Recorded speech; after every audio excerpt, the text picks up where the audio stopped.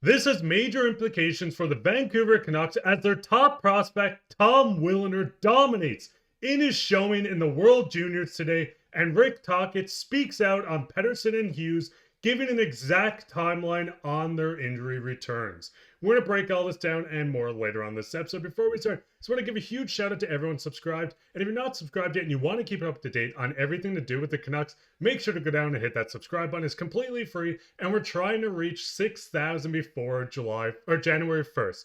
But with that, let's just hop straight into the first topic today, which is the fact that Tom Willander has been dominating in the World Juniors. We've seen him go in today, putting up 2 power play goals and an assist in the, I believe it was 6-1 win in the World Juniors, being the most dominant defenseman in the entire tournament. He's logging the most minutes for Sweden. Just looking at this, Griffin, has your expectations for Willander got even higher, or do you think this is exactly what everyone was expecting out of him? I think it's a bit of both. I think it's something where we knew Willander had the stuff. We've seen how he's played with Boston University over the past 2 seasons. It's just a matter of time before he eventually joins this Vancouver Canucks roster as a permanent resident. Hopefully we see it at some point later on this season towards the spring. But just in this World Junior Showcase, we've seen, not the World Junior Showcase I'm talking about in the offseason, but the World Juniors that he has showcased this year has been almost star making for him. The Canucks put out a graphic before the tournament started, where it's all the alumni that they had of that tournament: JT Miller, Eric Brandstrom, Elias Pettersson, and many others, and showing what the accolades they had in those and how it's translated into success in the NHL. So if you succeed in this tournament, odds are you're going to have a pretty good NHL career once you make that jump. So Willander showing this already, carrying Sweden through these games, being their leading goal scorer and their leading player. He has been just on fire, and I can't wait to see what more he does in this tournament. Would love to see Canada get some wins in there, but if it means that Canucks prospect is doing well at the expense of Sweden winning games, I'm okay with seeing it as long as Canada takes home the gold. That's the main thing.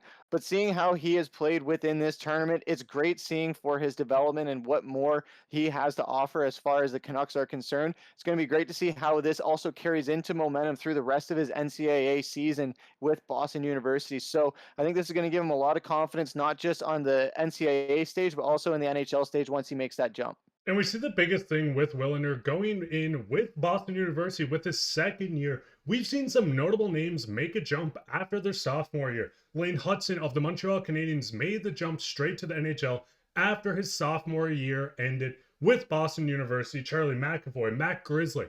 This is just a list of names that has made the jump straight to the NHL after the conclusion of the season with Boston University. We've seen them just develop the players, defensemen especially, to make that jump quickly. And Willander may make the jump straight into this Canucks pairing if he continues to develop, if he continues to dominate. There is a world where if Desharnais has moved on, if we see Noah Juulsen moved on, we could see Tom Willander make the jump, join this Canucks team in their playoff hunt at the end of the season or for the playoffs.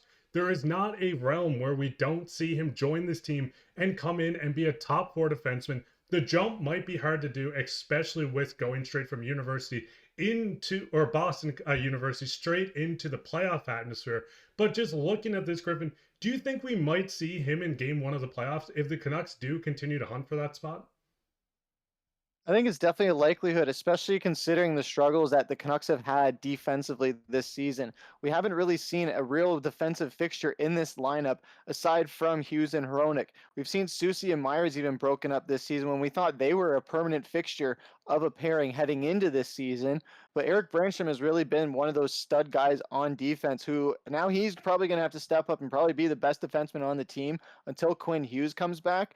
So I really like the idea of Quinn Hughes, Tom Willander, and Eric Brandstrom. Eric Brandstrom is one of those guys who can play on both sides. So pairing Brandstrom with Hughes or pairing Brandstrom with Willander, I think that would be really cool to see just because Brandstrom and Willander just alone would be great. Just having 2 Swedes playing on that line. And not only that, but also 2 guys that are really good at what they do. They can create opportunities in their own ways, and they both bring a lot different things to the table as 2 separate defensemen.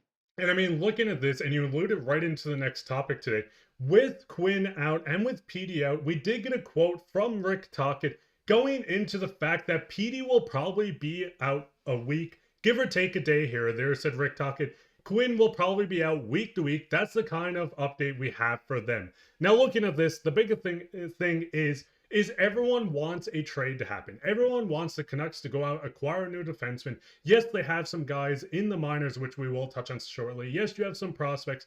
But the biggest thing, and what's been floating around the news recently on the Canucks, is teams know how desperate they are with Hronek and Hughes out, so they don't want to just make a move and have to trade out more capital than they would have to acquire defensemen when they're desperate. But looking at the pairings before we get into the forward group without PD, do you think they can continue to contend or go on a run with what they have right now on defense? Absolutely not. No. I think that defensive core is a bit of a liability at this point in certain aspects. We saw it on full display in the Kraken game with Tyler Myers and Noah Juleson, especially as two of those liabilities. So when 2 out of 6 of those players are proven to be liabilities, and especially in overtime when a lot of our games are going into overtime, that's something that they got to shape up. The problem that Canucks have right now, not only do teams know that they're desperate, but the biggest problem is that before these injuries started happening, there was maybe rumors that, hey, we could maybe give away a player for this. Niels Höglander and a draft pick, that could get us a better player. Vinny Desharnais and a draft pick, that could get us a better player. Right now, Vancouver's almost got their hands tied where they almost have to just trade draft capital because with all these injuries piling up, we can't really afford to lose another player no matter what the bank is going to, what it's going to break the bank with because of their salaries or because they just need healthy guys on this team, and not just healthy guys, but healthy guys who know how to play in the NHL. We know they haven't been the best group as a collective on defense aside from a few guys, Quinn Hughes, Hronek, and Brandstrom. But with those other three, if at least those guys are healthy and at least they know how to play in the NHL rather than throwing a guy to the Wolves. I know Tom Willander, we just talked about how exciting it's going to be when he jumps in there, but if he's jumping in playoff action right away, instead of getting some regular season experience as the season winds down, he's going to be fed to the Wolves the same way Niels Almond was, the same way Linus Karlsson was last postseason. So you don't want to have that where guys are out of their depth and having to struggle to find their footing. Max Sasson is another player like that where he's had a lot of time this season to really develop so that they can make sure that a player like that is ready for that playoff jump. So hopefully, like we touched on Willander, we see him in there near the end of the regular season before the postseason. But as a result of these injuries, I'm really worried that the Canucks do not have the players capable enough to make a good trade happen unless they just do something with just only draft capital. And I mean, looking at this, as we talked about, making a trade right now when teams know the Canucks are panicking might not be the smartest thing. So this is where you can look into the farm system.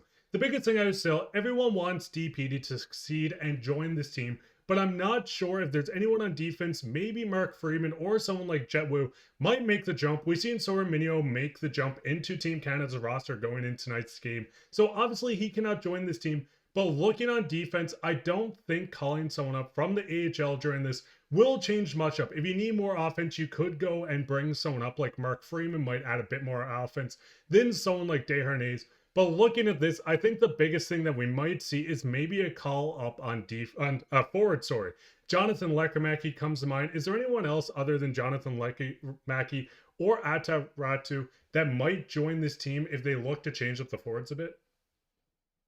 I think the Surrey boy himself, Archie Baines, is definitely going to be one of those three candidates. I think without a doubt, when you look at our top forward prospects, those three are the first ones that always come to mind. People can say what they want in the comments, but look at what Baines did earlier this year. Yeah, he had his struggles, but as far as the prospects go that got the call ups, he's been one of those brightest spots of the players that got their opportunities. Yeah, near the end of his opportunities, it kind of dwindled a little bit as far as the hot start went, but I think he's due for another resurgence and something like that where, hey, plug him back into the lineup, see if he gets another confidence boost.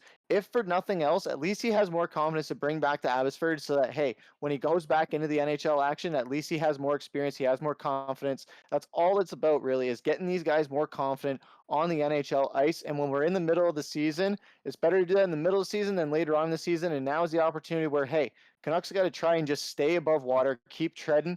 And at this point, you got to try anything and make sure that it sticks on that raft and keeps you afloat. And I mean, looking at this, what's your guys' thoughts? Do you think Tom Wilner is going to continue to dominate and maybe win gold with Sweden this year after losing the gold medal game last year versus USA? When do you think his timeline is to join the Canucks? And would you like to see him within this team during the playoff run? And who would you call up from the AHL if the Canucks don't want to make a trade when teams think they're desperate? Let us know down in the comments. Way down there, leave a like, subscribe, share this with your friends. We'll be back tomorrow with another episode, so keep your eye out for that. But I've been your host, Mark, with my co-host, Griffin, and take care.